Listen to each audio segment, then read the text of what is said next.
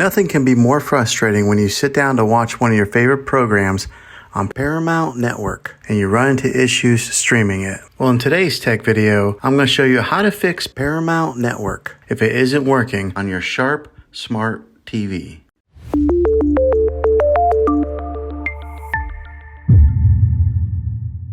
Let's see if we can fix your problems and get your network back up and running as quickly as possible. The first one, it's the easiest one to try, and that's to unplug your TV from the wall outlet and wait 60 seconds. Now don't be impatient here, wait the whole 60 seconds, then plug it back in. This is very different from turning your TV on and off with your remote control. This is what we call a hard reset of your TV, so make sure you do this method. If that doesn't work, then find your router that is giving you Wi-Fi and unplug the power to that for 60 seconds. Then plug it back in. If it fixes it, great. If not, let's go ahead and move on to the next method. Try deleting Paramount Network on your TV. Go to wherever the apps are located on your system and remove the app altogether. Then reinstall Paramount Network again. After you reinstall it, you might have to log back in with all of your credentials, but hopefully this will work. And if that doesn't work, then I recommend buying an affordable Roku stick, Fire Stick, or Apple TV 4K and plug that into your TV and use that as your main streaming player. And you'll be able to access Paramount Network that way. I'll put links in the description down below of where you can get one. Well, hopefully this video was helpful for you.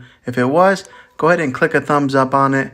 Go ahead and subscribe to my channel. I make tech videos all the time, and I would love to have you back in the next one.